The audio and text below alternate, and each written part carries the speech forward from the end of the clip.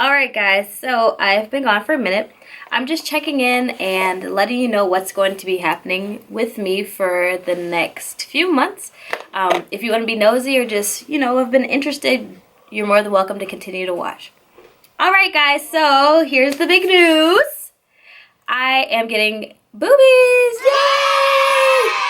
Alright, so I'm getting my breast augmentation. I'm going to Miami. I'm having Dr. Alvarez, who is board certified. He has been practicing for years, but he just recently opened up his own practice. So it's called MIA Aesthetics, and it is brand new, and it just opened February 2017. I'll be one of the very first patients to be operated on there, and I've wanted bigger boobs since, the first time I can remember was like basically the first time I was called flat-chested, and no one even had to tell me. It's not like an insecurity or anything. I knew, like, I always wanted big boobs since I was 9, and I have 2 kids, so I waited until after I had both kids, and I still don't have any boobs, so I was like, hey, it's time. I've done my part as a mom by breastfeeding. It's time for me to re-enhance my body and get what I've always wanted. So I'm getting 420 cc's of saline implants, and it was very hard to come to this decision because at first I wanted 450 cc's of silicone. I was told that silicone was better because I could possibly have more rippling, but after doing my research and just tallying up the good and the bad, I figured if I'm going underneath the muscle, since it is submuscular, that there won't essentially be, there'll be as much rippling as there would be if I were to get silicone as well. So I'm very confident in my decision on getting saline. I'm very anxious to get this over with. I've heard a lot of different things about the pain.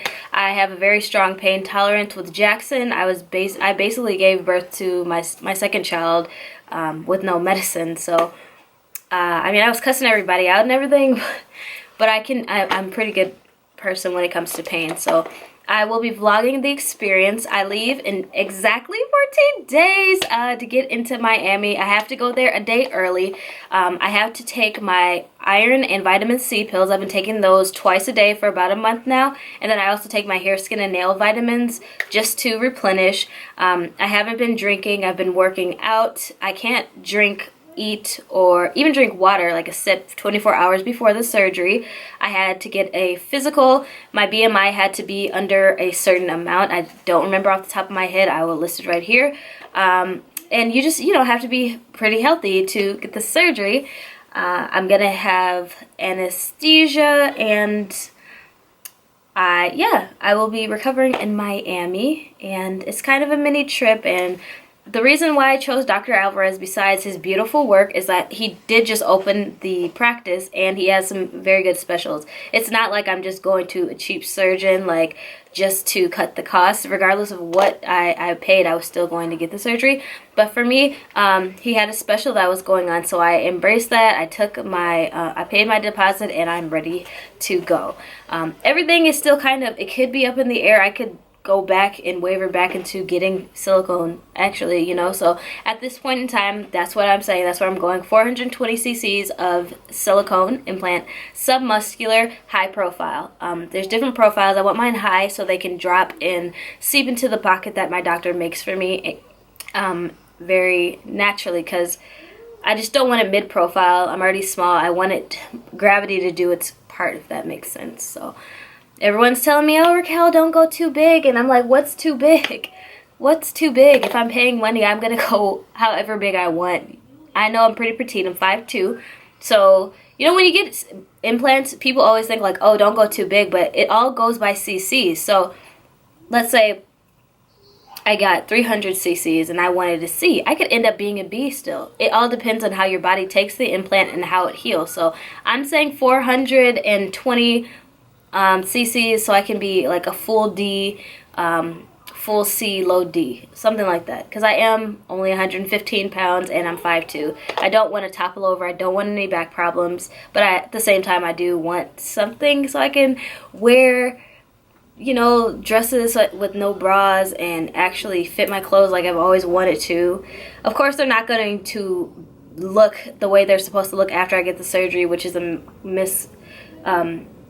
misconception. They have to drop, they have to heal, they have to form into place before you can even get cleavage. I can't buy any bras because I'm not going to know what size my boobs are.